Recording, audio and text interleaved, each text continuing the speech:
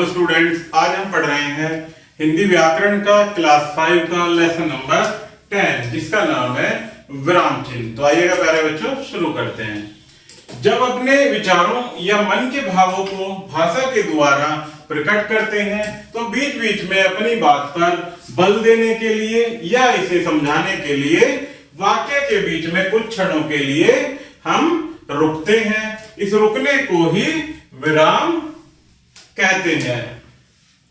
भाषा के लिखित रूप में विराम लेने के लिए विशेष चिन्ह निर्धारित किए गए हैं। इन्हीं चिन्हों को विराम चिन्ह कहते हैं। इनके प्रयोग से भाषा में स्पष्टता आती है। क्या आती है? भाषा में स्पष्टता। भाषा लेखन के समय प्रयुक्त संकेत चिन्हों को ही विराम चिन्ह कहते हैं। कुछ पिक्चर्स दी गई हैं प्यारे बच्चों। इनमें नीचे लिखा है कि यह मेरी पतंग है, बेटा तुम किधर जा रहे हो। हिंदी भाषा में अधोलिखित विराम चिन्हों का मुख्य रूप से प्रयोग किया जाता है। ये क्या है प्यारे बच्चों? विराम चिन्ह, पूर्ण विराम, प्रश्नवाचक चिन्ह, योजक चिन्ह, लाघव चिन्ह, अर्धविराम चिन्ह, कोष्टक चिन्ह, निर्देशक चिन्ह, उद्धरण चिन्ह, विस्मयादिबोधक चिन्ह और अल्पविराम चिन्ह। ये क्या है प्यारे बच्चों? सभी चिन्ह, जिसमें देखते हैं पहला पूर्ण विराम। कहां लगाया जाता है?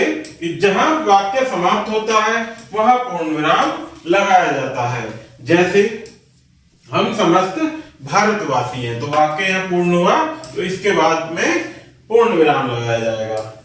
ऐसे ही यह मेरी जन्मभूमि है, तो यहां पर पूर्ण विराम आएगा। नेक्स्ट है अल्प विराम।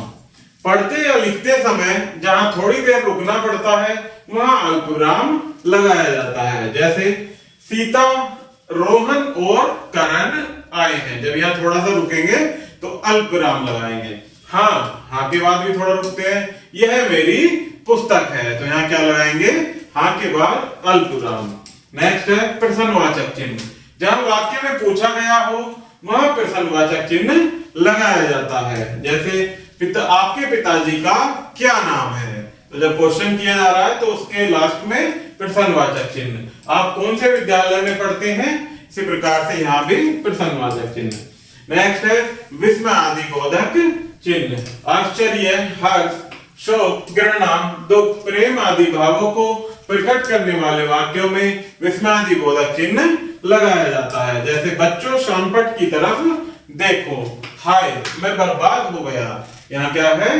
दुख व्यक्त किया जा रहा है, हाय, तो इसलिए इसके बाद क्या आएगा? विस्मयादिबोधक चिन्ह। नेक्स्ट है योजक चिन्ह। दोनों ओर के शब्दों को जोड़ने के लिए योजक चिन्ह लगाया जाता है, उसे ही हम योजक चिन्ह कहते हैं। जैसे माता पिता, दो शब्दों को जोड़ने के लिए यहाँ क्या लगा देंगे? बीच में योजक चिन्ह। इसी प्रकार से लाभ और हानि के बीच में। नेक्स्ट है उद्धरण चिन्ह।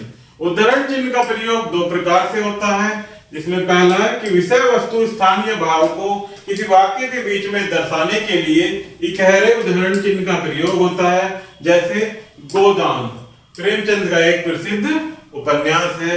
नेक्स्ट है कि व्यक्ति के कथन को ज्यों का त्यों लिखने के लिए दोहरे उद्धरण चिन्ह का प्रयोग करते हैं। जैसे प्रधानाचार्य ने कहा, यदि तुम सच बोलोगे तो मैं तुम्हें नहीं डांटूंगा। ऐसे वाक्यों में डबल उद्धरण चिन्ह का प्रयोग करते हैं। नेक्स्ट है अर्धविराम चिन्ह। वाक्य के अंत में एक बात पूरी हो जाने पर जहां थोड़ा रुकना हो वहां अर्धविराम चिन्ह का प्रयोग किया जाता है। इस चिन्ह के संकेत पर पूर्ण विराम से आधी अवधि तक रुका जाता है। जैसे बच्चे आ गए हैं, भोजन न जाने कब आएगा। इसके बीच में कैसा चिन्ह लगाएंगे? अर्धविराम चिन्ह। नेक्स्ट है लाघव चिन्ह। लाघव चिन्ह का प्रयोग शब्दों को संक्षिप्त में लिखने के लिए किया जाता है। जैसे डॉक्टर के लिए डॉ आधा लिख करके उसके बाद छोटी बिंदु लगा दी जाती है। ऐसे ही पंडित के लिए पंडित की साइड में पै लिखकर बिंदी लगा दी जाती है। नेक्स्ट है निर्देशक चिन्ह। इस चिन्ह का प्रयोग किसी के कथन से पूर्व उदाहरण देने, संवाद लिखने अथवा कवि लेखक का नाम लिखने से पूर्व आदि स्थान पर किया जाता है। निर्देशक चिन्ह योजक चिन्ह से बड़ा होता है। जैसे शास्त्री जी ने कहा, जय जवान जय किसान। नेक्स्ट है कोष्टक चिन्ह। किसी वाक्य में शब्द का अर्थ या जरूरी विवरण लिखना हो तो उसे कोष्टक में लिखा जाता है। जैसे प्रवेश परीक्षा अर्थात एडमिशन टेस्ट के आधार पर ही तुम्हारा चयन होगा। आइए पाठ दोहराएं। विराम को दर्शाने के लिए प्रयोग किए गए चिन्हों को ही विराम चिन्ह कहते हैं। विराम चिन्ह कई प्रकार के होते हैं। पूर्ण विराम, अल्प विराम, प्रश्नवाचक, विस्मयादिबोधक, योजक चिन्ह, उद्धरण चिन्ह, लाघव, निर्देशक, अल्प विराम और कोष्टक चिन्ह। तो प्यारे बच्चों, इस प्रकार से हमारा ये लेसन यही समाप्त होता है। आशा करता हूं कि आपको यह वीडियो जरूर पसंद आई होगी। धन्यवाद।